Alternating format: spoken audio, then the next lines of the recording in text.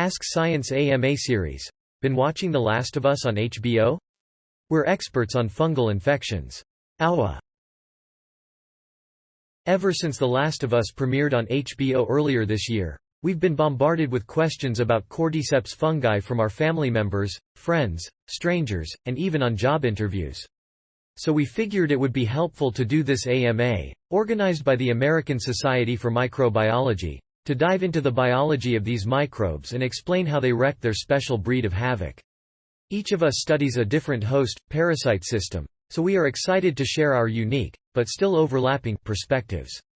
We'll take your questions, provide information on the current state of research in this field, and yes, we'll even discuss how realistic the scenario presented on the show is. We'll be live starting at 2 p.m. ET, 19 UT. Ask us anything. With us today are Dr. Carissa de Becker, Ph.D., U. Optimal_Narwhal 6654. Assistant Professor of Microbiology, Department of Biology, Utrecht University. Dr. Carolyn Elia, Ph.D., U. Dr._Zombiflied. Postdoctoral Researcher, Department of Organismic and Evolutionary Biology, Harvard University. Dr. Matt Casson, Ph.D., U. Imperfect Fungi. Director of the International Culture Collection of vesicular, arbuscular mycorrhizal fungi and Associate Professor of Forest Pathology and Mycology, West Virginia University. Dr. Elon Schwartz, MD Ph.D., U. Germ Hunter MD. Infectious Diseases Physician and Instructor in the Department of Medicine, Duke University. Username, U. National Geographic. In some of the early episodes, fictional experts play up our helplessness against fungal infections, making claims like no vaccines, no medicines, no preventatives, no cures, it's not even possible to make them, but there are a whole bunch of antifungals in real life. Of course, I understand how there might not be a working treatment for a specific novel fungus, but the prologue seems to make a broader claim than that. Is there something about fungi in general that makes them more resistant or otherwise difficult to treat than bacteria or viruses? Or are claims like these just there to make the story more dramatic, but are entirely inaccurate to real life? Great question. The answer is yes. There is something that makes them harder to treat. The main problem is that fungi are much more similar to animals than they are to bacteria, or plants, and consequently there are a lot more conserved cell structures genetics, i.e. shared cell machinery and genes from a common ancestor. The practical implication of this is that there are far fewer drug targets in a fungal cell, like enzymes where drugs can interfere, without killing our own cells. As a result, we only have 3 classes of antifungals, and they suck. Azoles are the only one with oral options but also causes liver injury, interact with other medications, and are unsafe in pregnancy. And resistance is developing in some fungi because these are used widely as fungicides in agriculture. Amphotericin B, aka amphoterable IV only, which means only used in hospitals. Works great but is quite toxic on kidneys, though we definitely use it when we have to. Echinocandins only IV formulations, for now. Works great and is well tolerated but only kills a few types of fungi and doesn't get into all the places we need it to for some infections, like the brain. What common fungal infections are actually the most dangerous in humans? As an additional question, the human brain is much more complex than an insect brain that it seems impossible for humans to suffer from a fungal infection that puts a human in an aggressive zombie-like state. But what kind of behavioral responsive would we expect to see if humans were infected by such an infection? Thanks for the question. Here is an answer to your first question. The WHO recently published a priority fungal pathogen list where they rank fungi according to their importance in causing infections in humans. It considers things like the total number of infections globally and also the severity of infections, whether there are treatment options, etc. They rank the highest priority group to include the following: Candida albicans, a very common yeast that all of us carry in our mouths and in our gut, but which causes a huge number of infections of mucosa. Think vaginitis and oral thrush, diaper rash, etc. But also invasive diseases like bloodstream infections in people with compromised immune systems, like receiving chemotherapy, and in hospitals, ICUs with venous catheters. Linked Candida auris, the new kid on the block, important for 2 reasons. 1. It spreads really efficiently between people and can contaminate hospital environments. curtains, bedrails, windowsills, etc., and then infect vulnerable patients, and 2. It can be resistant to one or more classes of antifungals. There are only 3 classes, and sometimes can be resistant to all 3. C. auris was only described in 2009 and has spread around the world since. It is the only fungus at the top of the CDC's threat list of drug-resistant infections. Here is some info from the CDC. Link: Aspergillus fumigatus, a ubiquitous mold that all of us inhale spores of every single day, without it causing any problems. But in patients with immune systems that are weakened by diseases like blood cancers or by medicine used to prevent rejection of transplanted organs, it can cause very serious pneumonia. Link: Cryptococcus neoformans, another yeast. This is found in the environment, and can cause brain infections in people with immune systems weakened by advanced HIV or medications used to prevent organ rejection after transplantation.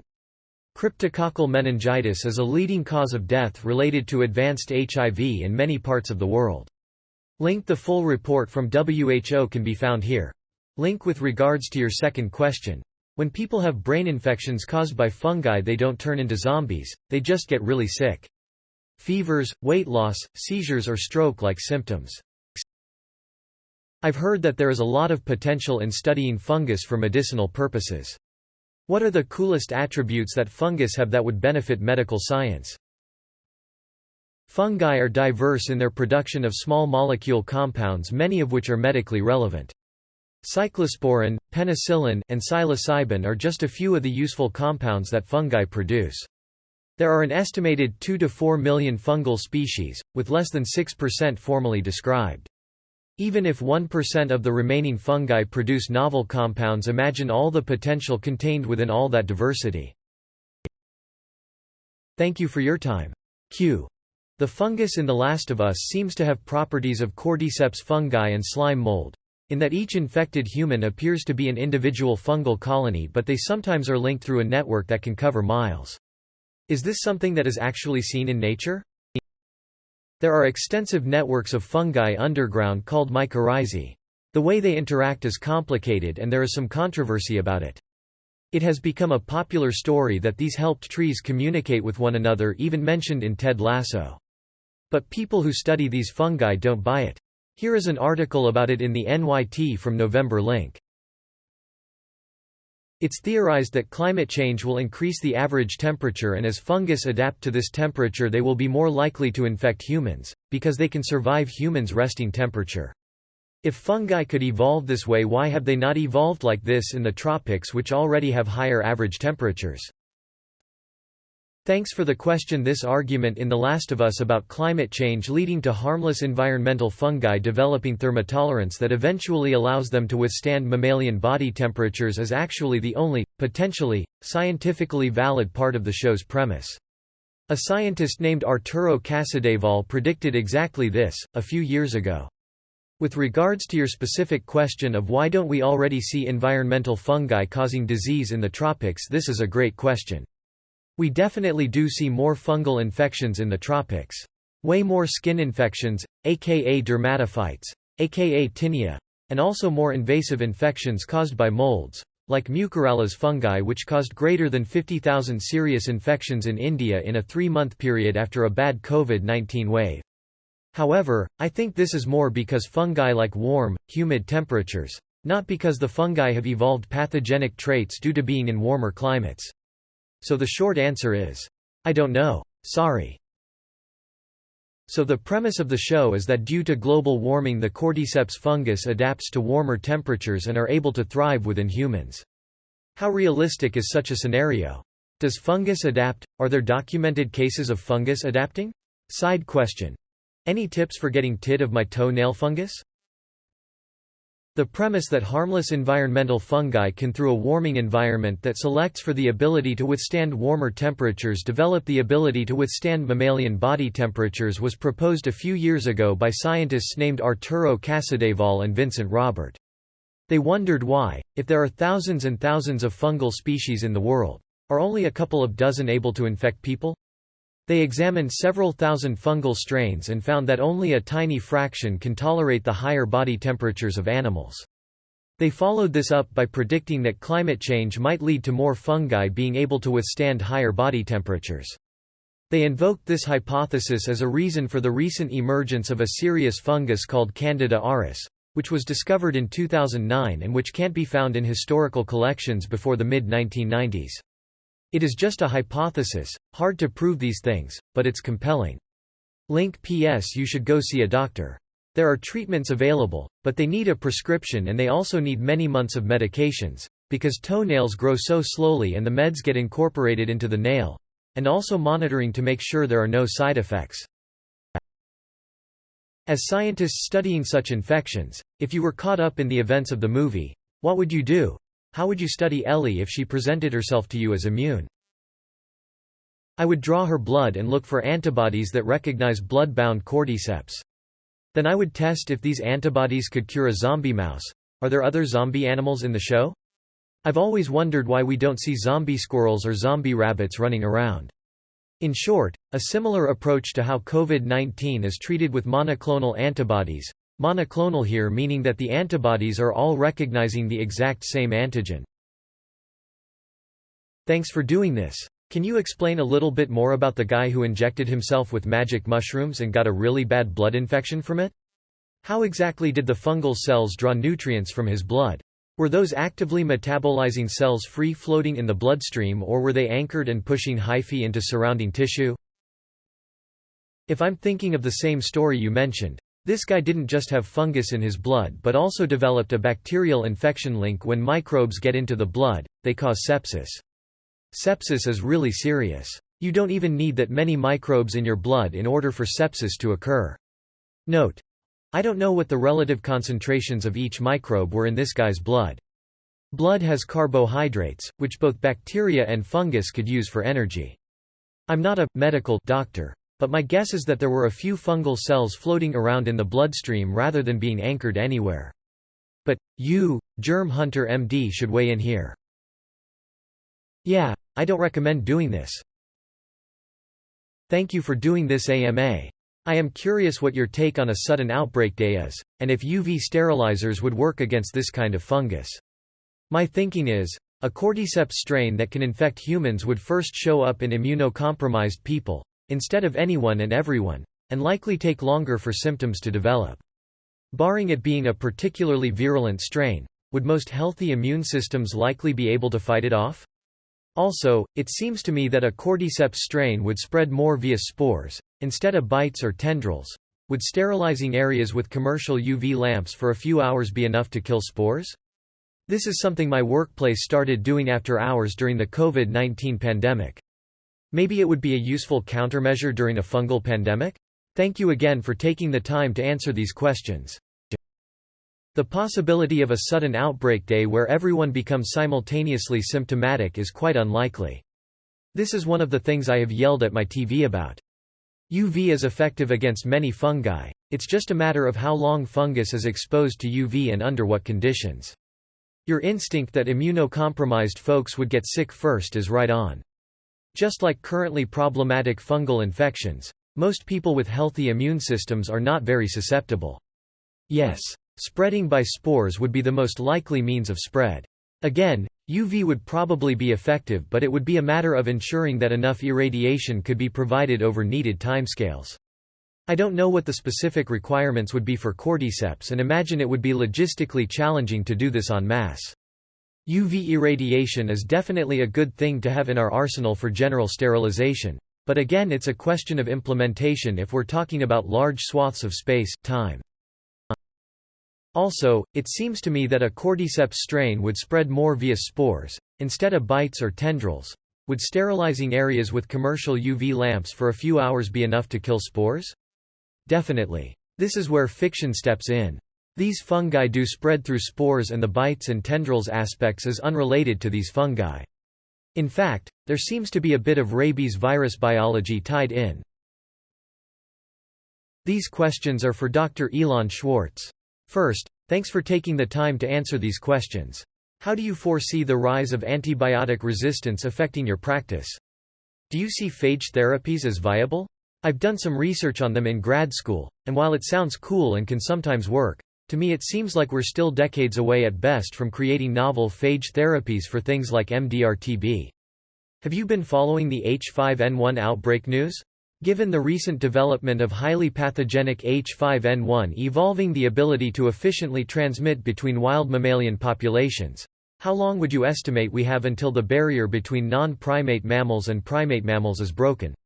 As the climate warms, we've seen yeasts like Candida auris start to infect humans primarily in hospital settings. Can you reasonably foresee any other fungal, outside of ascomycetes and zygomycetes, that can gain the capability to infect humans? As someone who is applying to medical school primarily to become an infectious disease physician, what are the upsides and downsides to the ID fellowship? Beyond the obvious, which is far less compensation that you deserve. Would you choose it again if you could go back in time? Thanks. Hi Mobin16, thanks for your questions, and awesome to hear of your interest in ID. As an infectious diseases doctor, antibiotic resistance already affects nearly every aspect of my practice. Fortunately, most infections do still have at least one antibiotic antifungal that is effective, but this is not always true. Pathogens are gaining resistance much faster than we are developing new antibiotics, antifungals. So seems pretty clear how this will eventually play out. No zombie fungal apocalypse needed. But will make going into hospital for an appendix removal or a knee replacement a major risk, and eventually everyone will be affected because of downstream effects. Treating patients with phages, viruses that attack bacteria, is super exciting, but there are major logistical challenges. It is exceptionally time-consuming and slow to identify phages for an individual patient's isolate, and one can't always be found. Mostly done just as research now, although already more widespread in some places in Europe, and for a century in Eastern Europe, Soviet e.g. Georgia. But if you were putting a price on it, it would be prohibitively expensive if customized like it needs to be to the individual's bacteria. I think it's cool, but there are too many constraints to get us out of the antimicrobial resistance crisis that is looming. But maybe you can be the one to figure it out. Yes, H5N1 outbreak is terrifying. But sorry, I don't know the answer to your Q. There will certainly be more environmental fungi causing rare infections in immune-compromised individuals. And there will be more such individuals because we are doing more organ transplants, giving new immune-suppressing treatments to more patients for more diseases that we didn't know before were caused by autoinflammation. But I don't think this will happen regularly. But, then again, making predictions is hard, especially about the future. Infectious diseases is obviously the coolest specialty. I don't see hundreds of people on Reddit asking weird sci-fi inspired questions of other specialties. Always something new. COVID-19, MPOX, Ebola, Marburg, avian influenza, drug-resistant bacteria and fungi. And that's just the last few years. Cons. Underpaid compared to other specialties, more so in the US than elsewhere. If you can be equally happy and fulfilled doing two different specialties, why not go for the one where you will have an easier life? But most of us who chose ID can't imagine anything else we would find nearly as interesting and fulfilling. Good luck. We all have fungi on, and in, our bodies. Millions of them. They are part of us. Bacteria too. In fact, some people have calculated that there are more bacterial fungal cells in our bodies than human cells. I don't know if this is right or not, but the point is that fungi are normal. Have dandruff? That's caused by a fungus. Baby got diaper rash? Fungus. These are examples of where they cause minor problems, but many live with us in harmony. The fungus I study, Massospora, hypersexualizes its cicada hosts even though it's already consumed its reproductive organs.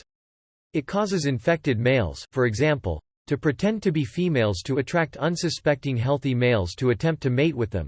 Their genitalia have been replaced by a mass of fungal spores. This leads to the dispersal of spores from the infected male to the healthy male. We don't have any commercially available vaccines for fungal infections, but they can be developed if there is for it. There are a bunch in development, including for cryptococcal meningitis and valley fever. Even for vulvovaginal candidiasis, vaginal yeast infections.